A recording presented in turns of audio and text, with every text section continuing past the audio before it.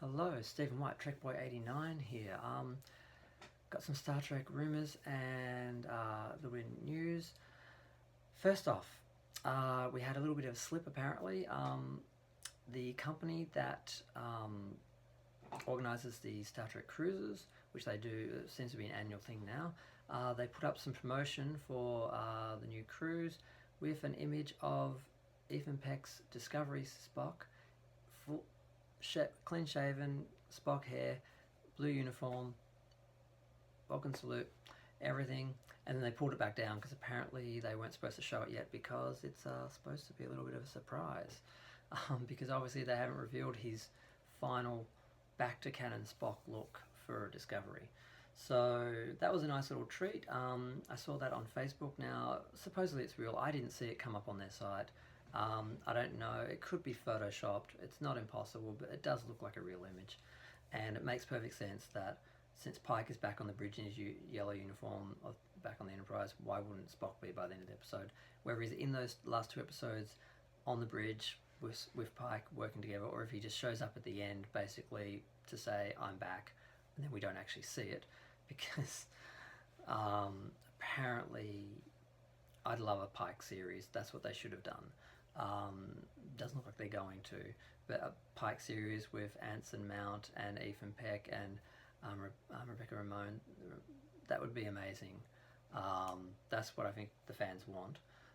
Even if it is, even if they stay with the visual reboot, which is at the kindest thing you can call Discovery, it would work. So that's the first thing. That seems legit. We've seen it. It makes sense. It's not out there. Even if it's really good Photoshop, it's basically what he's going to look like if they put him back on the ship, and I can't imagine they wouldn't. Second thing is not new news, but it seems to be getting to more of a crisis point.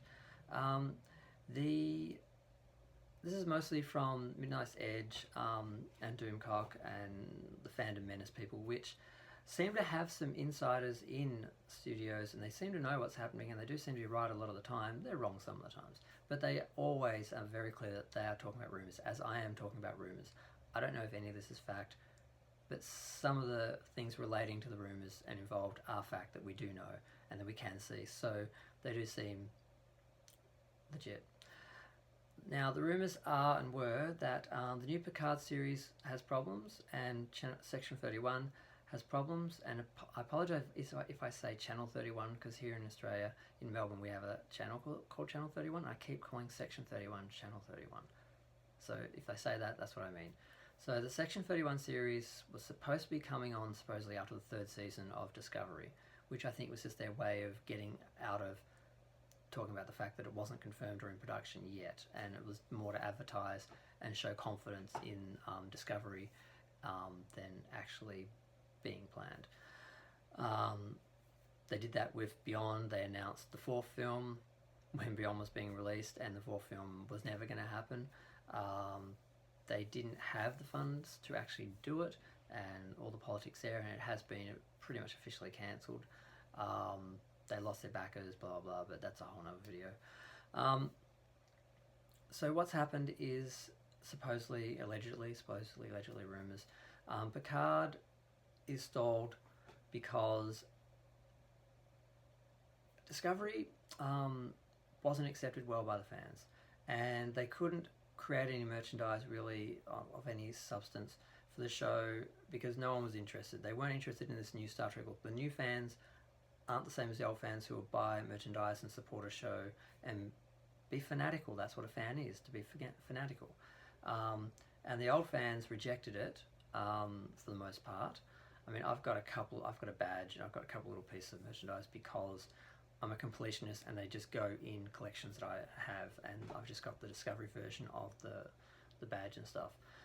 But for the most part, toys, models, all the stuff you'd expect from a huge franchise that's Star Trek that's on TV that you would have, there's basically nothing in the stores, and there wasn't anything for the Kelvin movies. They started off and they failed, partly because they didn't plan some of it well, and partly just because the movies were marketed towards people, the general audience, and they'll see the movie, think that's cool, I don't mind Star Trek, and then they'll go home and forget about it. They don't go back out. They don't get excited.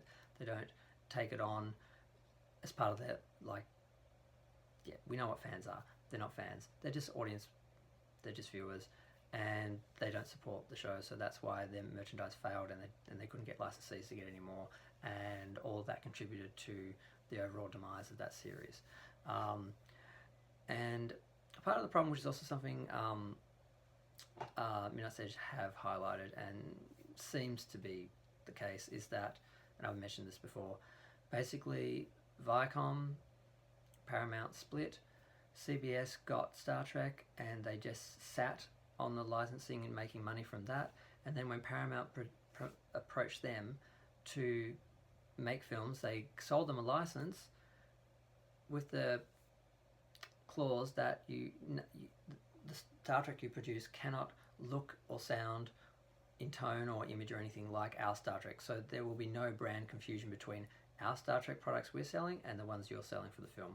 And they made up the alternate timeline. They created a new universe, Prime Universe, pretended it was the original universe, got Leonard Nimoy to play, sucked us into that, and then told us this is an alternative timeline within the Star Trek canon universe, Prime Universe, but the Prime Universe is its own thing. But either way, creating an alternate universe worked. I got into it. I liked the first film. They screwed up in Into Darkness, and they didn't fulfill its potential, and it failed. I would have been quite happy for them to have succeeded in boldly going and exploring, strange new worlds and doing more films, but not as it was, where it's basically just each film is just about chasing down a villain on Earth, basically, and not exploring, not doing any of the Star Trek things we want. So they had that license, and then they had a clause where CBS couldn't produce any TV shows during that time period they were producing the films. So when CBS needed a show for their streaming service and they approached Paramount, they said, well, yes, of course, but it cannot resemble in look or tone our Star Trek. So instead of just making it a Abrams-verse, J.J. Brest, Kelvin-verse, whatever you want to call it, show, sequel, prequel, whatever, I wish they'd done a Pike show, but I wouldn't mind them recasting for TV and doing just a Kirk Spock show.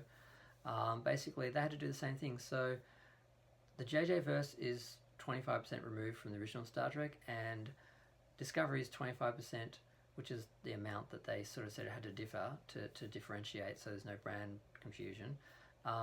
So Discovery is 25% removed from that. So it's twice removed from Star Trek. So it's not pure Star Trek. So if you're a Star Trek purist, you can't accept it. You can try and enjoy it, but things keep slapping you in the face every couple of minutes that don't look right, don't make sense, don't go with canon. Now, story-wise, the new showrunners have kind of fixed that by bringing time travel into it, and basically unofficially establishing it as a different timeline.